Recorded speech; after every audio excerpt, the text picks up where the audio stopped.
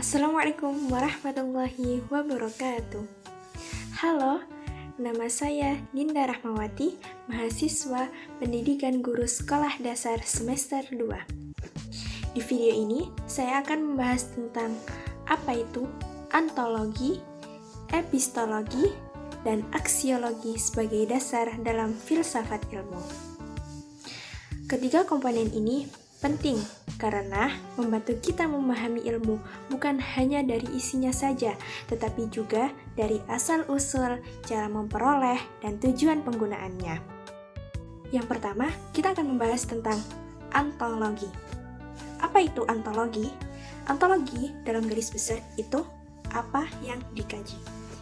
Nah, pengertian ontologi di sini merupakan istilah dari bahasa Yunani yang berasal dari kata antos dan logos. Antos artinya segala sesuatu yang memiliki wujud atau berwujud, dan logis merupakan sebuah ilmu. Sehingga jika diartikan, ontologi merupakan ilmu atau teori yang mempelajari mengenai wujud yang ada. Ontologi juga dapat diartikan sebagai ilmu yang mempelajari mengenai hakikat sesuatu yang berwujud atau sesuatu yang ada berdasarkan dengan menggunakan logika. Ontologi itu berkaitan dengan apa yang dipelajari dari suatu ilmu dan bagaimana hakikat dari objek tersebut. Sederhananya, ontologi itu menjawab pertanyaan seperti ilmu ini sebenarnya membahas tentang apa? Misalnya, dalam ilmu pendidikan, objek yang dikaji adalah manusia, khususnya peserta didik, proses belajar, serta interaksi antar guru dan siswa. Di sini, ontologi membantu kita memahami bahwa pendidikan bukan hanya soal materi pelajaran, tapi juga tentang perilaku, perkembangan, dan pengamalan belajar siswa. Selain itu, ontologi juga melihat apakah sesuatu ini bersifat nyata atau abstrak. Contohnya, nilai ujian itu nyata karena bisa diukur, tetapi motivasi belajar itu abstrak. Kenapa?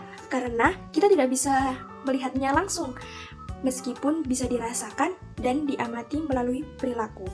Jadi, ontologi ini penting karena menjadi dasar untuk menentukan batasan dan fokus suatu ilmu, sehingga kita tidak salah dalam memahami bidang tersebut. Selanjutnya, epistologi. Apa sih itu epistologi? Epistologi dalam garis besar itu bagaimana ilmu itu diperoleh. Nah, pengertian epistologi berasal dari kata Yunani yaitu episme dan logos. Episme diartikan sebagai pengetahuan dan logos diartikan sebagai pikiran. Maka, secara bahasa dapat diartikan sebagai pengetahuan yang benar. Epistologi atau teori pengetahuan dalam pengertian yang luas merupakan cabang filsafat yang berbicara tentang ilmu pengetahuan. Secara cabang filsafat, epistologi mempelajari dan mencoba menentukan hakikat pengetahuan.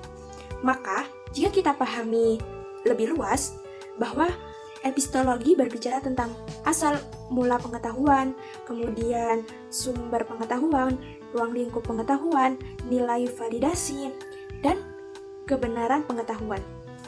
Di sini, epistologi membahas tentang bagaimana sih cara kita memperoleh ilmu dan bagaimana kita memastikan bahwa ilmu itu benar. Pertanyaannya adalah seperti kita tahu sesuatu ini benar dari mana? Seperti itu. Dalam ilmu pengetahuan, kita tidak bisa hanya mengandalkan pendapat dari satu asumsi. Kita perlu menggunakan metode ilmiah seperti observasi, eksperimen, penelitian, dan analisis data. Contohnya dalam pendidikan. Seorang guru tidak hanya menebak metode mana yang efektif, tetapi melakukan pengamatan dan penelitian kecil untuk melihat metode mana yang benar-benar membantu siswa itu menjadi lebih baik. Selain itu, kebenaran dalam ilmu juga harus memenuhi beberapa syarat, seperti yang pertama, yaitu logis atau masuk akal. Yang kedua, yaitu didukung oleh bukti nyata. Yang ketiga, yaitu bisa diuji ulang oleh orang lain. Dengan adanya epistologi, ilmu pengetahuan menjadi lebih terstruktur. sistematis, dan dapat dipercaya. Jadi, kita tidak asal menerima informasi, tetapi juga bisa berpikir kritis terhadap kebenaran dari suatu pengetahuan tersebut. Selanjutnya, yakni yang ketiga, aksiologi. Apa sih itu aksiologi? Aksiologi secara garis besar itu nilai dan manfaat ilmu. Aksiologi adalah cabang filsafat yang berfokus pada kajian nilai apa yang dianggap berharga, baik, indah, atau berguna dalam kehidupan manusia. Secara etimologis, kata ini berasal dari bahasa Yunani. Yang pertama, aksios, yang artinya nilai, dan logos artinya ilmu. Sehingga aksiologi secara hafilah berarti ilmu tentang nilai. Ruang lingkup aksiologi dibagi menjadi 3 yang utama. Yang pertama, etika. Yang kedua, estetika. Yang ketiga, nilai kegunaan. Contoh sederhana penerapan aksiologi adalah penggunaan media digital. Teknologi dipakai untuk belajar dan bekerja dengan memperhatikan etika komunikasi, kejujuran informasi, dan tanggung jawab. Kesimpulannya, bahwa ilmu tanpa nilai itu beresiko menyebabkan kerusakan sosial, tidak hanya sosial, melainkan lingkungan. Nah, oleh sebab itu, aksiologi adalah kunci untuk menjadikan ilmu pengetahuan ini benar-benar berkontribusi pada kebaikan bersama. Jadi, aksiologi berperan sangat penting agar ilmu ini digunakan secara bijak, bertanggung jawab, dan bermanfaat bagi manusia. Kesimpulannya, nah, ketika konsep ini sebenarnya saling berhubungan dan tidak bisa dipisahkan. Kenapa? Karena aksiologi ini menjelaskan tentang apa yang dipelajari, sedangkan epistemologi menjelaskan bagaimana cara mengetahuinya. Dan yang ketiga, aksiologi menjelaskan untuk apa ilmu itu tersebut digunakan. Kalau dianalogikan, antologi itu seperti menentukan tujuan, sedangkan epistemologi adalah cara untuk mencapai tujuan tersebut, dan aksiologi adalah bagaimana hasilnya digunakan dengan baik.